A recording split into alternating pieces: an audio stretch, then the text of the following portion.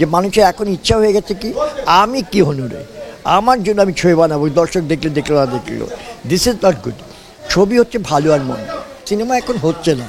সত্যি কথা বলতে গেলে সিনেমার এখন দর্শক নেই, সিনেমার লগ্নিকারক নেই, সিনেমার ভালো কোনো টিম নেই। কাজের জায়গাটা আরেকটু ভিন্নতায় নিয়ে আসতে গেলে সে জায়গা থেকে স্যার কোন দিকটিতে আপনি বিশেষ নজর রাখতে বলবেন? না, আমি সবসময় বলবো যে শুনো, এই আর্ট ছবি বলো, বাণিজ্যিক ছবি বলো, এগুলো কিন্তু কোনো ব্যাপার না, এগুলো কোনো দ্বিধা নেই, মানে বিভক্তি নেই। ছবি হচ্ছে ভালো আর মন্দ। বান্ডেল থাকলে প্রতি সেনমানিতে টাকা বাঁচবে। বিকাশ সেনমানি বান্ডেল কিনে জিতুন প্রতি লেনদেনে। যদি আপনি ভালো, আমরা জানি যেমন ক্রেনস আর ফ্লাইং গয়েব, তারপরে আমরা বানিয়েছিলাম সেই গান সব দেবানন, যা দেখেছি আমরা, সেগুলি ভালো ছবি, বাণিজ্যিক ছবি, সুপার ছবি। হ্যাঁ, এই যে টাইটানিক দেখো, সুন্দর একটা মেকিংয়ের ছবি, এতো না?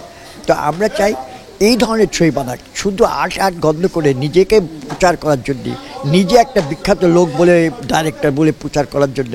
এই অনীহাটা আমাকে তো প্রচণ্ড খারাপ লাগে, যে মানুষের এখন ইচ্ছা হয়ে গেছে কি আমি কি হনুরে আমার জন্য আমি ছবি বানাবো, দর্শক দেখলে দেখলো না দেখলো, দিস ইজ নট গুড।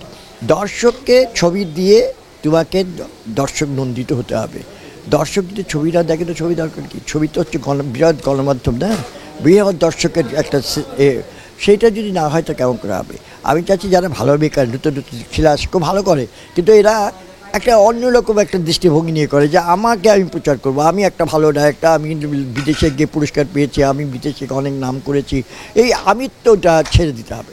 এই আমিত্ব ছেড়ে দিয়ে সবার সাথে মিশে ভালো ছবি শৈল্পিকভাবে প্রেজেন্ট করতে হবে। ঠিক 27টি বছর পর আবার নতুন করে এই গল্পটা নির্মাণ করা কেমন লাগতেছে এই জিনিসটার সাথে? এটা খুব একটা আনন্দ ঘন আমাদের লাগছে যে আমরা একটা খুব দর্শকের প্রিয় একটা ছবিকে আবার মানুষের কাছে প্রেজেন্ট করতে যাচ্ছি। যারা এখনকার প্রজন্ম, তারা তো ওই ছবিটা দেখেনি, তখন তারা খুব ছোট। তো এখন সেই অনুভূতিটা আমরা ধরে রেখেছি যে মানুষের কাছে ওই ছবিটা আবার প্রেজেন্ট করলে আমরা একটা ভালো সাড়া পাবো।